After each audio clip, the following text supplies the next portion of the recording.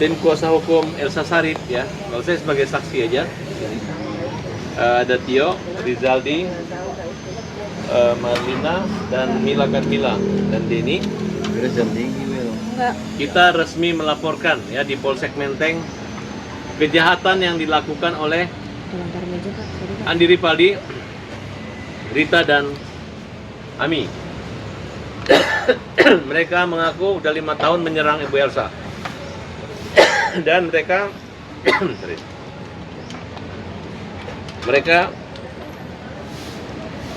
dengan sadis ya menteror, memaki-maki, menginginkan Ibu Elsa mati ya. Tepatnya tanggal 13 Desember Ibu Elsa Sarip ketika didatangi lagi oleh kelompok komplotan persekusi dan pemberontak yang namanya Andi Ripaldi, Ibu Elsa Sarip mengalami serangan jantung dan dirawat di Rumah Sakit Siloam. Dan mereka serang di Rumah Sakit Siloam ya, ini buktinya. Mereka serang Ibu Elsa, datang lagi ke sana, kemudian membuat kegaduhan.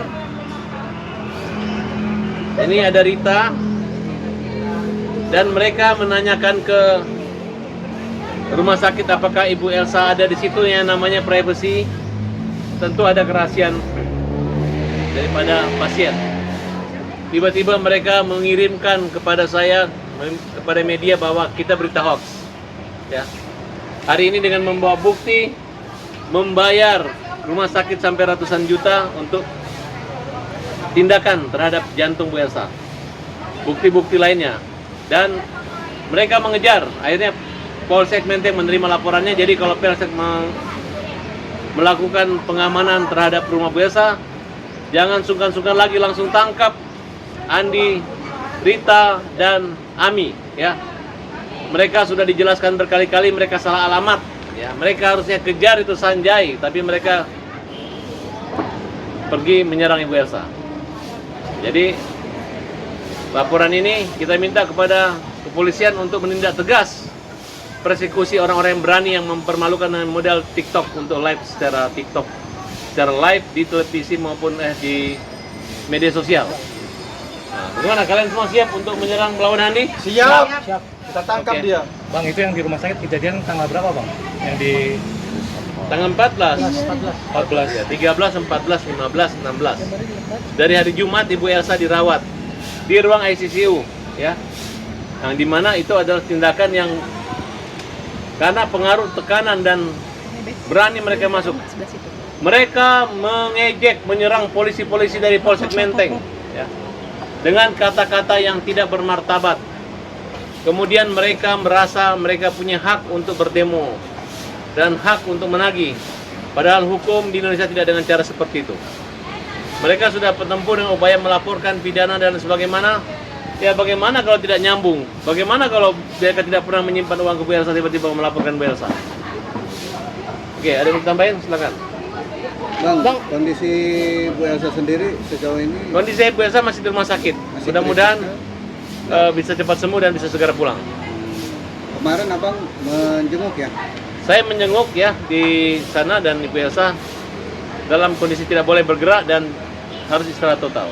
Ada obrolan apa bang ketika menjenguk? Ya, dia sakit dan tertekan gara-gara Andi Ripaldi dan Rita dan Ami, gara-gara hinaan dan hujatan mereka. Dan abang juga diminta untuk melaporkan oleh... Saya sebagai saksi, saya juga pelapor. Jadi di sini saya jadi saksi aja karena mereka menyampaikan informasi baik penyerangan kepada Ibu Elsa itu di rumah sakit itu adalah nih.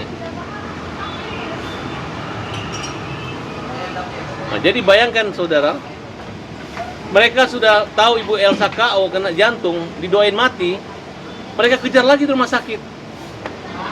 Nah, ketika diamankan, jangan sampai mereka ribut, dibilang nggak ada, mereka umumkan kita berbohong gitu. Ya siap-siap saja kalian. Saya minta agar Polsek jemput.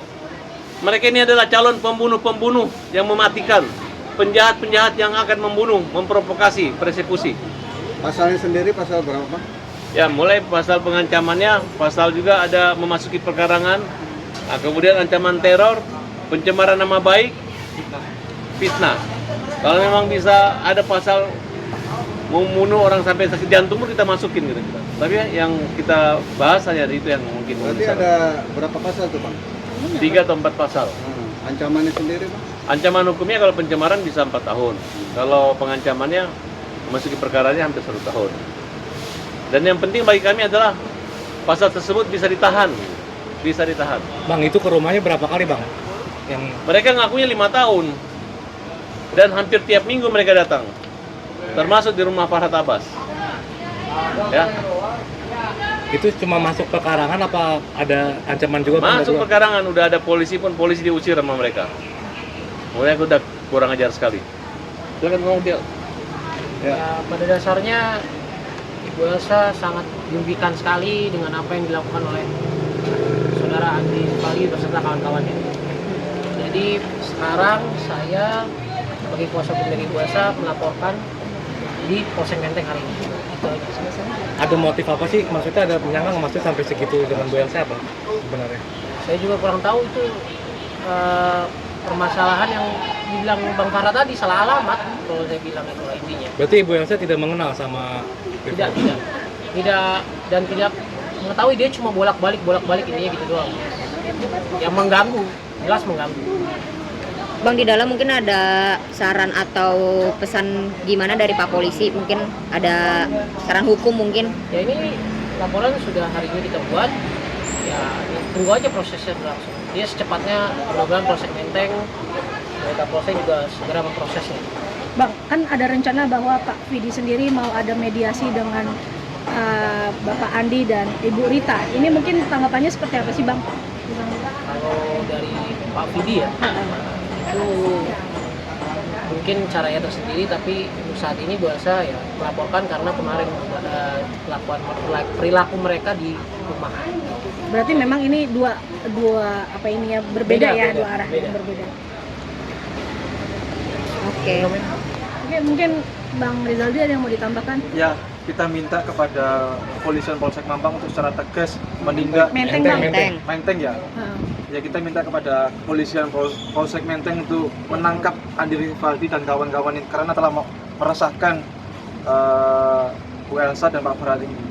Dia nagih-nagih tanpa dasar, tanpa bukti, kita laporin fitnah dan pencemaran nama baik sekaligus untuk pasal pemerasan dengan ancaman pasal 369 KUHP. Tapi background Andi Rifaldi sendiri apa ya? Kalau boleh tahu. Background Andi Rifaldi, dia dari LSM, Lembaga Swadaya Masyarakat Gerakan Rakyat Indonesia Bersatu. Dia diberikan korban juga kah? Dia diberikan kuasa oleh Sanjay Kamal Kamnitarajan kepada Andi Rifaldi untuk menagih dana titipan, padahal dana titipan tersebut adalah tidak benar. Gitu. Dan Bu Elsa sama sekali tidak menerima dana titipan tersebut. Uang tersebut merupakan jasa lawyer untuk pendampingan hukum kasus Memiles gitu, pada tahun 2019-2020. Dan sekarang Andi Rifaldi banyak laporan polisi, tidak hanya di Polsek Menteng, tapi juga Polda Metro Jaya, Polres Jakarta Selatan, Polres Jakarta Utara. Kita akan kepung Andi Rifaldi sampai ditangkap. Mungkin untuk yang kali ini boleh disebutkan pasalnya berapa aja, lalu masa hukumannya yang mungkin nantinya. Pasal yang kita laporin yang pertama adalah pasal fitnah, yaitu pasal 311 KUHP. Yang kedua pasal 369 KUHP pemerasan dengan ancaman. Yang ketiga pencemaran nama baik, dan pasal 167 ayat 1 KUHP tentang memasuki pekarangan orang lain. Ini Bu Elsa sendiri udah masuk berapa hari kalau boleh tahu di rumah sakit? Berapa hari? Sampai dari hari Jumat. Dari hari Jumat. Ya. Nah, kondisinya mulai membaik kah atau masih? Ya masih perlu perawatan intensif. Jadi memang masih harus ada pemantauan lah dari dokter. Mungkin dari pihak keluarga ada nggak sih Bang buat pengamanan nih, karena kan para korban UMKM ini juga menyerang ke rumah sakit ya, terutama seperti itu. Ini gimana Bang dari pihak keluarga? Dari pihak keluarga sih sekarang ibaratnya sudah berkoordinasi juga sama rumah sakit supaya tidak mengizinkan jika ada orang-orang yang mengaku-ngaku UMKM tersebut datang untuk mencari Bu Elsa. Itu aja sih saya rasa. Kan?